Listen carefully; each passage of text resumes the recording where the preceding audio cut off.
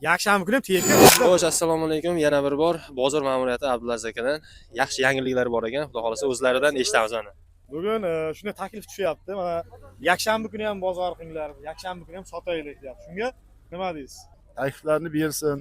Mana chorshanba kuni, yakshanba kuni bozorimiz faoliyatini yurgizyapti.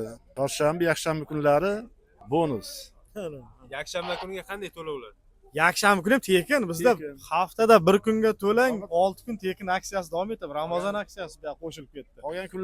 Qolgan kunlariga ham mashinalar qoldirishga hamma sharoit bor. Kameralar bor. Qo'riqda bo'ladi, ishonchli.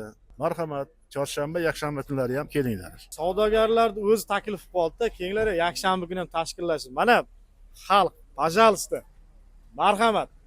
Tashab ketsin, ana sotilsa, sotilib ketsin, bozorni bersin. Sotilmay qolgan mashinalarni tashab ketsin, yakshanba kuni ham xuddi mana shunaqa bozor tashkillashtirish faqat ma'muriyat qo'lida emas, hurmatli fuqarolar. Sizlarda ham katta hissalang bo'ladi. Hissani sizlar qo'shasiz. Mana shuni videoni iloji ko'proq tarqataylikda, kommentariyalarda fikrlarni bildirsin, biz qaror chiqarishimizga kerak bo'ladi. Xullas, hozir umuman haftada yopilmaydigan bo'lyapti bozor, to'g'rimi? Shuni rejalashtiryapmiz.